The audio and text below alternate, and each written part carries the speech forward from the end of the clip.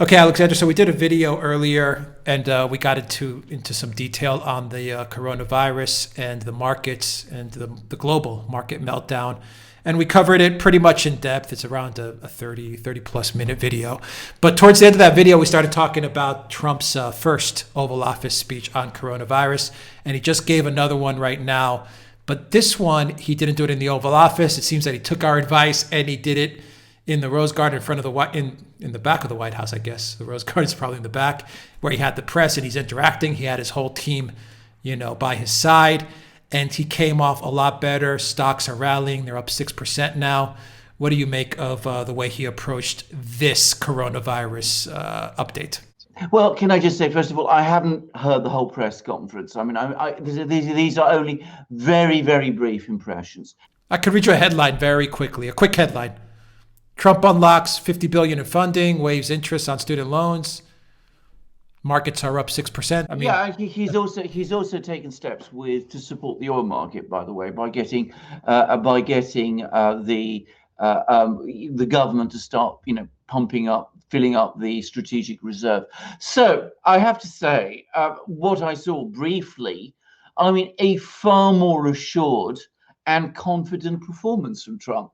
And it was exactly as we said in our previous video, in the video we've just done, in that, he is not at his best in the Oval Office, and that he likes interacting with actual people and thrives on it. And we saw it. And the result was that for this time, he looked in charge and in control, and with his team there supporting him, just as we said he should do in our previous video.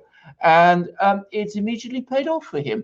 And as you rightly said, markets have immediately responded. The markets are rising. The oil price is strengthening. Everybody seems to have come out of this feeling an awful lot more confident, providing a much stronger end to the week. So, let's hope he continues in this way. And I'm not saying this, for out of partisan political reasons. The fact is, when the United States is in a crisis, it needs the president to be visibly in control. Today, he was visibly in control, which he wasn't before when he did his speech in the Oval Office.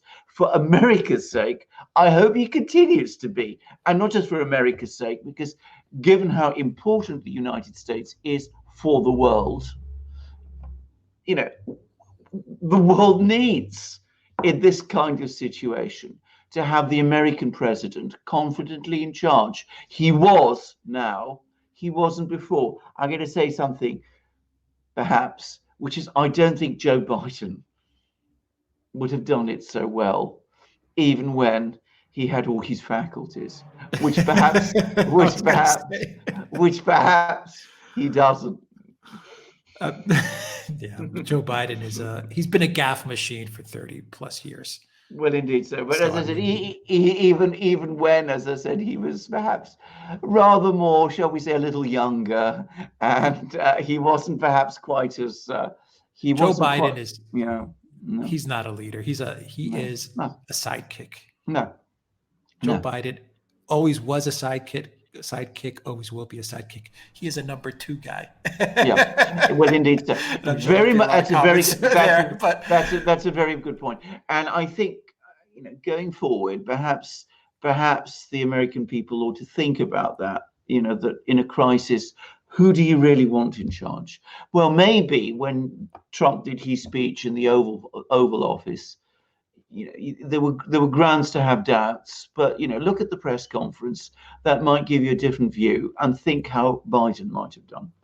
Yeah, anyway, I'm being a bit mischievous. Yeah, the PR media optics for Trump benefit him when he has interaction. We said it in the last video. We'll say it again. Don't put Trump with a teleprompter in a room. No. That is not for Trump. Stay away from that. Yeah, stay away from it. He doesn't like talking to machines, to cameras. He likes talking to people. And when he talks to people, he comes alive. When he is talking to a camera, he looks extremely uncertain. And that showed. And I think he's learned from that. And I hope he never does it again, because he doesn't have to address the American people through the Oval Office. If that's not him, he shouldn't do it. He doesn't have to do it. He can speak to the press in the Rose Garden, bring out his team, have a combative performance, and be himself. And that works much better for him. And in this situation, it works better for the United States of America and for the world. Yeah.